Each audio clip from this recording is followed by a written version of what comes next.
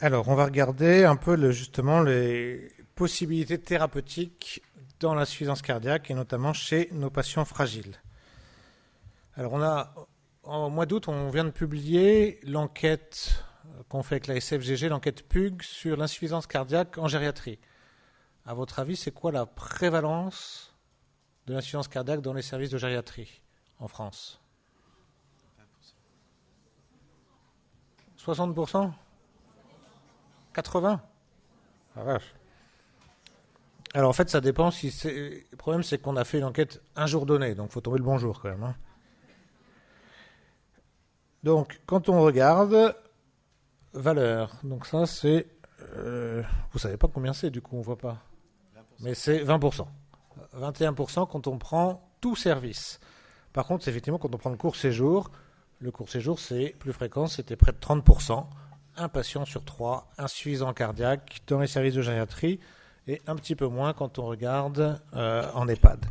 Donc vous voyez que c'est très fréquent, hein, 30% en court séjour, un patient sur 3 qui présente une insuffisance cardiaque. Alors on l'a vu, on va regarder les traitements d'insuffisance cardiaque et puis Joël l'a dit, la prise en charge aussi de cette perte musculaire, hein, la sarcopénie qui est très fréquente chez l'insuffisant cardiaque. Est-ce qu'on a des mesures spécifiques? L'insuffisance cardiaque, on a deux types d'insuffisance cardiaque. Altérée, fraction d'éjection en dessous de combien? 35, 45. Alors moi j'étais à une réunion internationale où on avait passé la journée quand même, hein, à se demander si c'était 50, 40, 45. Pour l'instant c'est 40, hein, le chiffre. Préservé, c'est combien?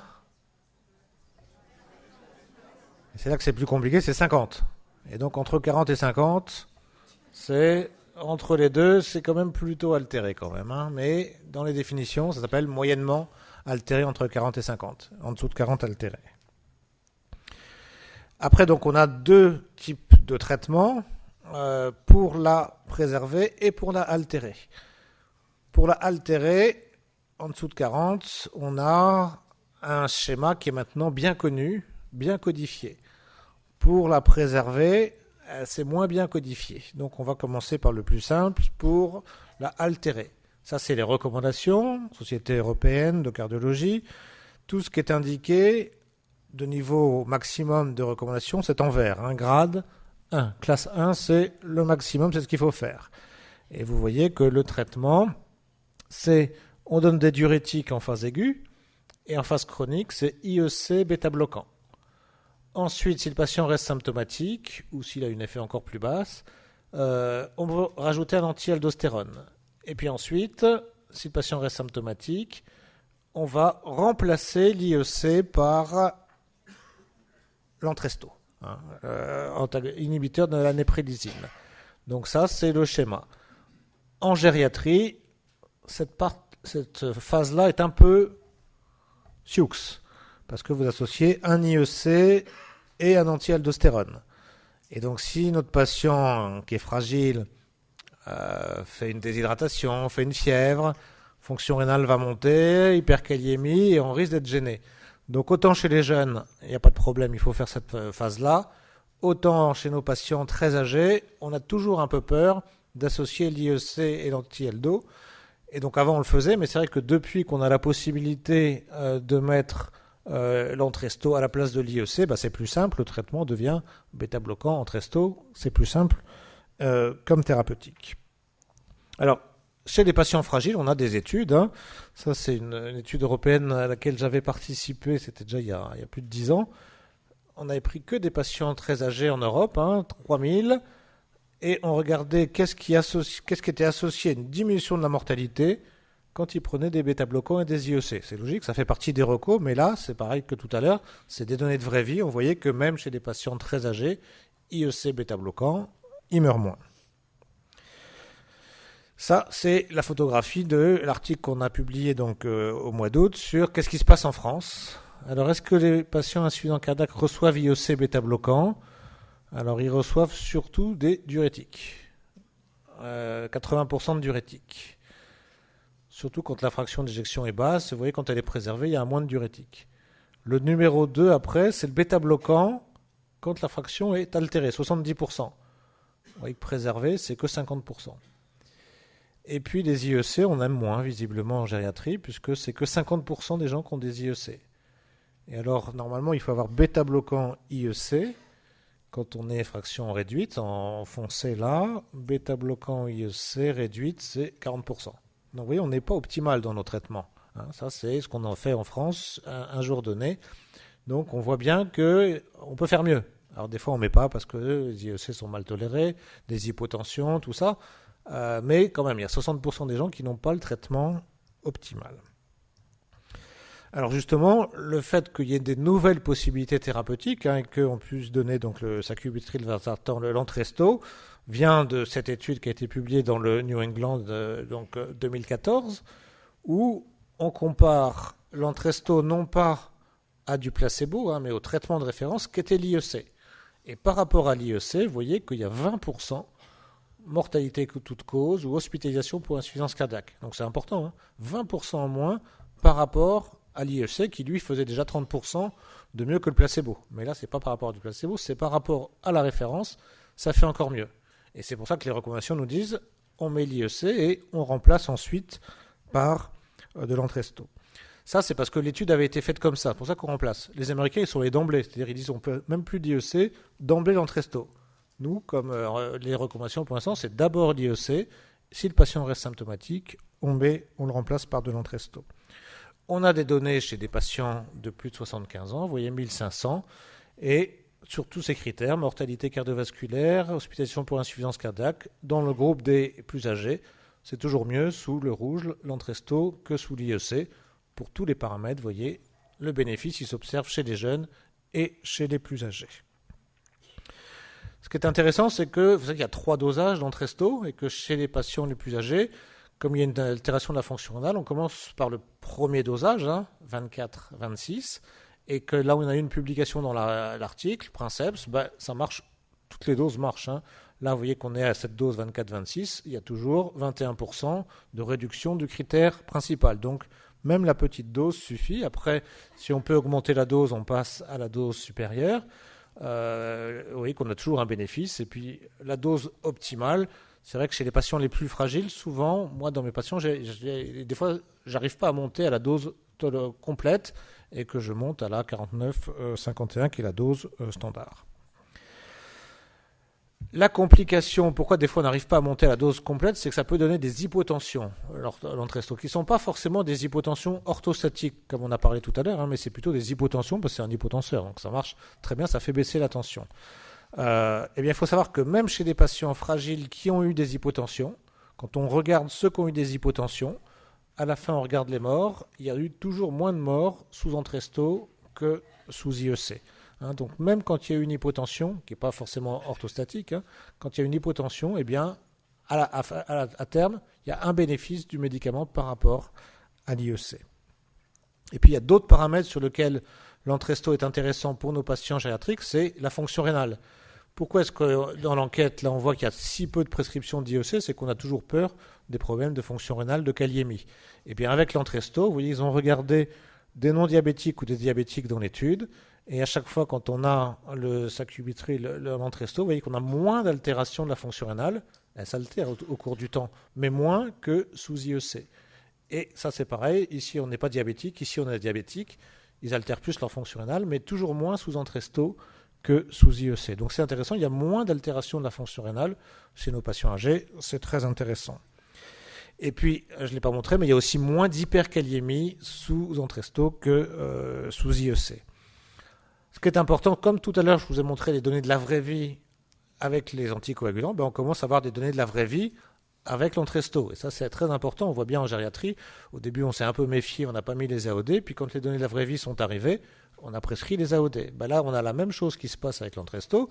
Au début, on attend de voir un peu comment c'est toléré, puis chacun va l'essayer, vous allez vous faire votre avis. Et puis on a ces données de la vraie vie, là vous voyez c'est les données à Taïwan, et on a exactement les mêmes résultats que dans l'étude randomisée.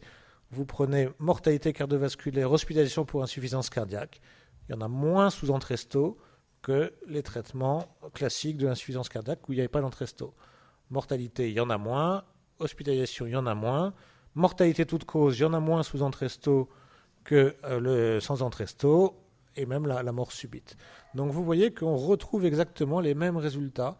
Et donc ça, c'est très très rassurant. Dans la vraie vie, chez des populations plus âgées, on a la même chose que dans l'essai randomisé. Et puis il y a quelque chose qui est très important pour nous en gériatrie. C'est sûr que la quantité de vie, c'est important, mais aussi la qualité de vie. Et donc, que donne l'Entresto sur la qualité de vie? Première qualité de vie qui est en moins, on l'a dit, il y a moins d'hospitalisation. Et donc ça, patient âgé insuffisant cardiaque, sa vie est terrible, hein, parce que soit il meurt, du coup c'est court, soit il est réhospitalisé. Tous les 3 mois, il revient à l'hôpital. Donc effectivement, avoir un médicament, vous voyez, qui diminue la première hospitalisation, la deuxième hospitalisation, la troisième, plus de 4 hospitalisations, toutes les hospitalisations sont réduites. Donc amélioration de la qualité de vie, on est moins souvent hospitalisé par rapport, non pas du placebo, par rapport à l'IEC. Et puis sur les échelles de qualité de vie, vous voyez, quel que soit l'âge, il y a une amélioration de la qualité de vie. Plus on diminue, meilleure la qualité, le score de qualité de vie est dans les études. Et quand on regarde ici, vous voyez que là, il y a l'activité physique, les symptômes, le fardeau, la qualité de vie, la limitation sociale, la sensation de bien-être. Tout ça, les petits P sont significatifs. Tout ça, le patient est amélioré. Et si vous avez prescrit un petit peu l'Entresto, vous le voyez bien, vos patients, ils vous disent je suis moins essoufflé, je suis moins fatigué. On a moins tous les signes que Joël nous a montrés tout à l'heure de fragilité, d'insuffisance cardiaque. Donc c'est hyper important pour nos patients que améliorer leur qualité de vie, puisque même s'ils ne vont pas vivre très longtemps, au moins qu'ils vivent avec une qualité de vie améliorée. Alors cette étude-là, elle est intéressante parce qu'ils ont regardé donc l'activité physique, la qualité de vie améliorée, et on retrouve nos paramètres gériatriques. Donc on est amélioré pour s'habiller, se laver, monter les escaliers, pour marcher, voir la famille, se faire du jogging, les hobbies, jardinage. Et puis le dernier est quand même intéressant, les relations sexuelles, on est amélioré quand on a l'Entresto par rapport à l'IEC. Et donc ils ont même fait une petite courbe pour comparer. Vous voyez les activités, la qualité de vie ici. Ici c'est avec l'IEC, avec l'Entresto, ici avec l'IEC. Et ils font une petite courbe comme ça, vous voyez, ils regardent qu'à 70 ans, on récupère les fonctions physiques qu'on avait 9 ans avant. C'est pas mal ça, surtout pour celui-là. Et donc vous voyez que pour nos patients âgés, c'est la même chose. Je me suis amusé à refaire la courbe. On met ici, on gagne 9 ans. Donc on gagne 9 ans, pas de vie, mais 9 ans de sensation de qualité de vie. C'est super intéressant. Vous avez un patient, et hop, vous le ramenez à ce qu'il avait 9 ans avant. Alors si vous lui dites en plus que c'est pour l'activité sexuelle, il va être content à 85 ans.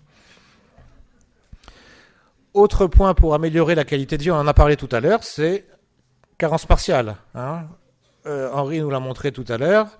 Un patient insuffisant cardiaque qui a une carence partiale, vous lui donnez du fer et vous améliorez sa qualité de vie. Ça a été démontré par rapport à rien du tout, du fer intraveineux. Donc vous voyez qu'on a plein de façons. C'est ça qui est très important. On a plein de thérapeutiques. On voit plein d'insuffisants cardiaques et on a de quoi les améliorer en quantité de vie, en qualité de vie. On a des nouvelles thérapeutiques et là encore, on réduit les hospitalisations comme avec l'Entresto. Donc vous voyez, on a vraiment plein d'armes. Il faut juste les donner. Or, quand on regarde pour l'instant, il faut commencer déjà à se les approprier pour pouvoir les donner. Ça, c'était la fraction d'éjection altérée. Qu'est-ce qu'il en est pour la fraction d'éjection préservée ? Eh bien, au congrès, il y a 15 jours de la Société européenne, il y a une grande étude qui a été publiée dans le New England, qui est l'étude Paragon. L'étude Paragon, c'était l'Entresto dans la fraction d'éjection préservée. Donc ça, c'était très intéressant d'avoir les résultats, puisque pour l'instant, on a préservé. Vous savez, il n'y a pas de traitement spécifique. On dit juste qu'il faut donner un antihypertenseur. Mais on n'avait pas de résultats. 4000 patients, des patients plutôt âgés de 73 ans. Et vous voyez que quand on regarde le résultat sur les hospitalisations et la mortalité cardiovasculaire, ici c'est l'Entresto, vous avez une diminution par rapport au traitement, mais 0,059, non significative. Donc il y a une tendance, mais non significative.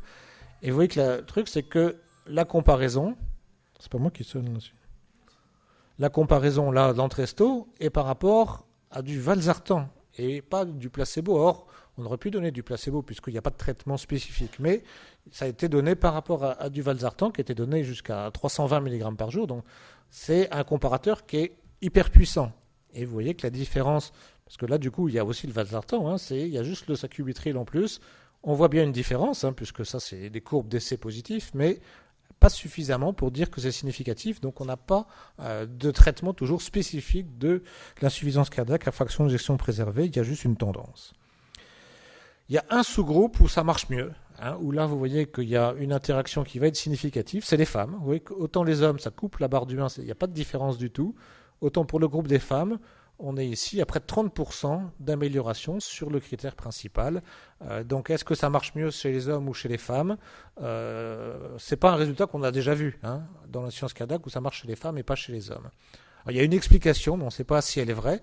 On en parlera tout à l'heure, qui pourrait être liée à quoi? Vous avez une idée? Aux hormones, ouais, peut-être, mais peut-être. À l'amylose cardiaque. On sait que l'amylose, c'est plus fréquent chez les hommes. Et que l'entresto, ça ne marche pas très bien en cas d'amylose. Et donc, s'il y avait eu de l'amylose et que c'était les hommes, là, l'entresto n'a pas marché. Et chez les femmes où il y avait moins d'amylose, il y a eu une efficacité de l'entresto. C'est une hypothèse. Il faudrait voir si vraiment ces hommes-là, c'était des amyloses ou pas.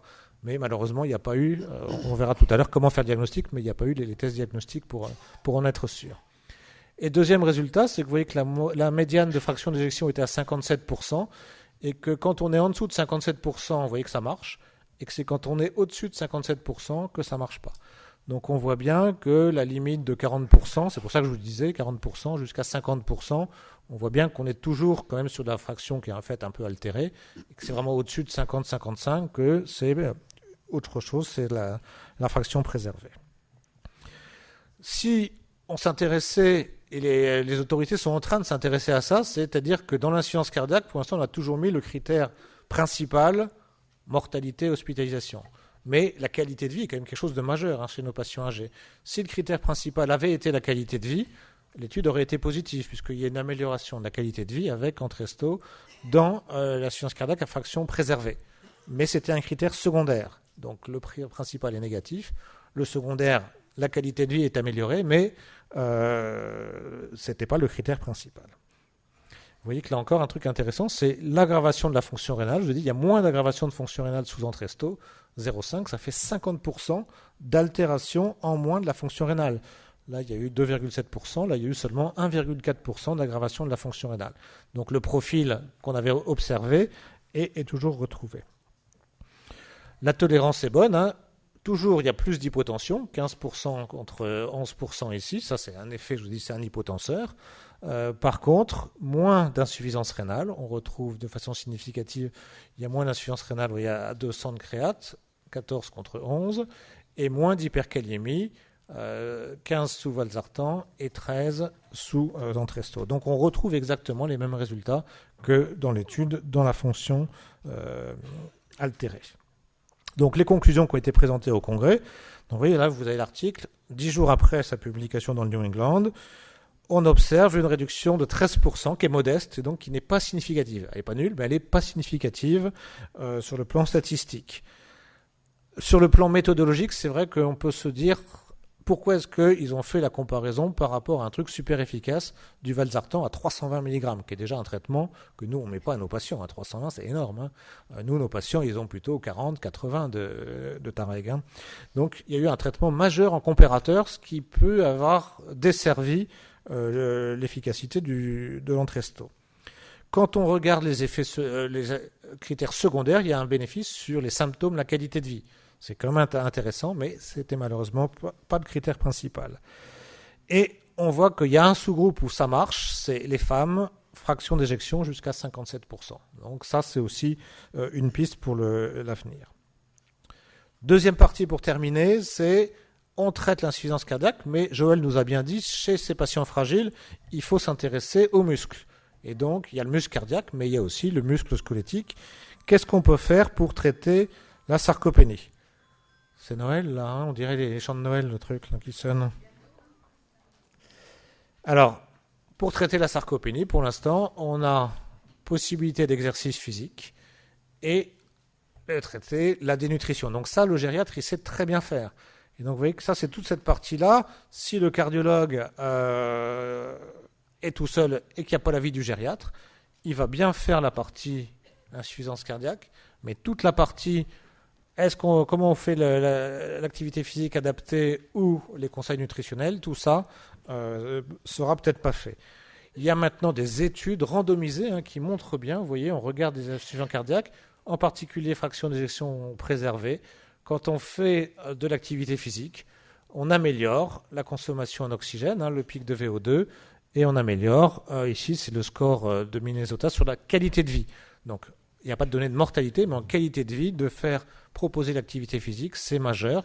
Et chez nos patients, il faut une activité physique adaptée qui n'est pas la même que la réadaptation chez des patients plus jeunes.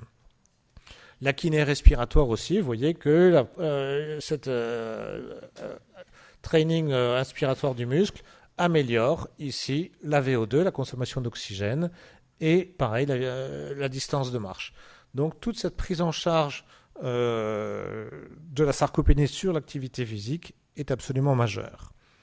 La dénutrition, on sait, et on sait que quand on prend en charge un patient dénutri, qu'on le traite par des compléments nutritionnels oraux, vous voyez qu'on arrive à 34% de réduction de la mortalité.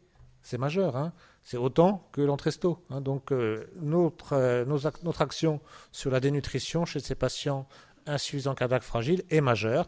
Et associer les deux, vous voyez qu'on améliore au maximum nos patients. Nous, on le fait. Les cardiologues, s'ils ne demandent pas l'avis du gériatre, ne vont pas du tout évaluer la dénutrition et donc pas du tout prendre en charge cette partie-là.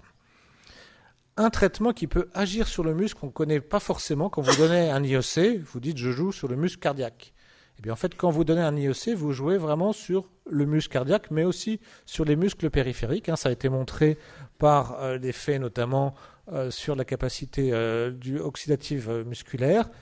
Vous voyez que là, c'est randomisé. On donne du placebo, on évalue la vitesse de marche. Le placebo, ça ne fait rien. La vitesse, elle n'a pas bougé. Vous donnez un IEC, et hop, vous voyez, vous améliorez la vitesse de marche.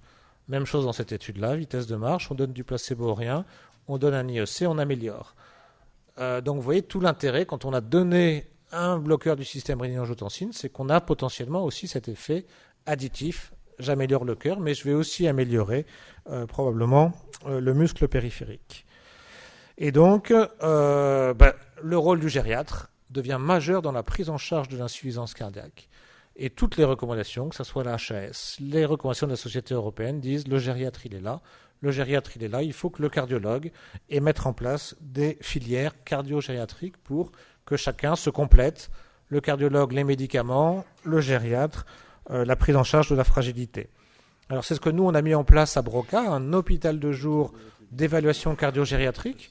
Alors, je vous ai mis le téléphone, si vous voulez nous envoyer des patients pour cette évaluation. Il y a possibilité d'avoir à la fois la prise en charge cardiologique, notamment l'échographie cardiaque. Moi, j'ai plein d'EHPAD ou de services où ils n'ont pas pu avoir l'échographie. Donc, hop, c'est majeur d'avoir l'échographie puisque le traitement va dépendre de ça. On fait l'échographie lors de la journée. On fait toute l'évaluation gériatrique.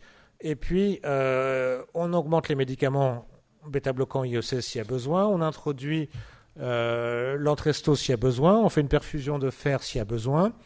On fait le calendrier vaccinal, donc on en a parlé tout à l'heure, s'il y a besoin. Donc vous voyez, sur une journée, on arrive à faire toute la prise en charge globale pour essayer d'améliorer, parce qu'on peut améliorer. Vous voyez, on a fait plein d'hôpitaux de jour, Alzheimer, tout ça, mais on n'avait quand même pas de traitement à l'époque suffisamment efficace pour améliorer les gens. Là, on a plein de patients insuffisants cardiaques et on a des thérapeutiques pour améliorer quantité, qualité de vie. Donc c'est absolument majeur et on va en avoir de plus en plus, ces patients-là. Alors vous voyez, ça c'est ce qu'on a, les premiers patients qu'on a vus, ils sont très âgés, ils ont 86 ans. Vous voyez que la fraction d'éjection, la moitié c'est préservé, l'autre moitié c'est altéré, donc c'est moitié-moitié. Vous voyez que même quand ils sont stables, ils ont des taux de NT-proBNP super élevés. Ça, le NT-proBNP, ça sert à rien de suivre les patients très âgés sur cette marqueur-là, ils sont toujours très élevés. Alors que moi, si j'avais un taux à mon âge de ça je serais pas bien. Ils ont plein de comorbidités, ils ont de l'hypertension, ils ont de l'AFA, ils sont déprimés, il y a 40% de déments, des chuteurs, c'est des patients gériatriques qui sont évalués. Et quand on regarde les traitements, vous voyez qu'on retrouve, comme dans l'article, 70% de diurétiques, voyez qu'à la base, il y avait 56% de bêta-bloquants, et qu'à la sortie, après l'hôpital de jour, on passe à 80% de bêta-bloquants. Donc on a très clairement augmenté et mis en place des bêta-bloquants. Et puis sur les bloqueurs du système rénine-angiotensine, vous voyez qu'il y en avait à peu près 40%. Et en fait, on va réduire un petit peu la dose. En tout, il y en avait 80, donc ils étaient plutôt pas mal traités. Mais on a réduit parce qu'on a introduit de l'Entresto. Et donc à la fin, on a des gens qui sont traités de façon optimale. Ils ont un bêta-bloquant à 80%, ils ont un IEC ou de l'Entresto si la FE était altérée. Et on arrive à pratiquement 80% de bonnes prescriptions. Très peu de prescriptions d'aldactone. Ce sont des patients gériatriques chez qui on prescrit peu l'aldactone. Toute cette formation, vous la retrouvez quand vous venez là, mais on a mis en place aussi une plateforme où vous pouvez accéder sur Internet. Vous faites cette adresse-là. C'est une plateforme pour les gériatres. Ce n'est pas un truc pour les cardiologues, c'est une plateforme pour les gériatres, pour les médecins généralistes. Donc vous allez sur la plateforme Click. Alors ce n'est pas le Click que vous connaissez, le Click ou les Maya. C'est le Click où on clique, CardioClick. Et là, vous avez plein d'émissions, des recommandations, des documents que vous pouvez télécharger qui vous donneront toutes les données de formation pour l'insuffisance cardiaque. Donc pour conclure, on a vu que Joël nous a montré, 50% des gens à insuffisance cardiaque sont fragiles, et surtout on a des traitements pour optimiser. On peut optimiser la partie cardiologique. Est-ce qu'il a un IEC? Est-ce qu'il a un bêta-bloquant? Est-ce que je lui donne de l'Entresto? Est-ce que je lui donne du fer? On peut optimiser la partie sarcopénie, l'activité physique, la nutrition. On pourrait rajouter est-ce qu'il y a un IEC. Tout ça, c'est l'objectif pour améliorer la qualité de vie, la quantité de vie. Et la qualité de vie, c'est à mon avis quelque chose d'aussi majeur que la quantité de vie chez nos patients. Et donc, dans le parcours, l'évaluation cardio-gériatrique me paraît indispensable. Je vous remercie.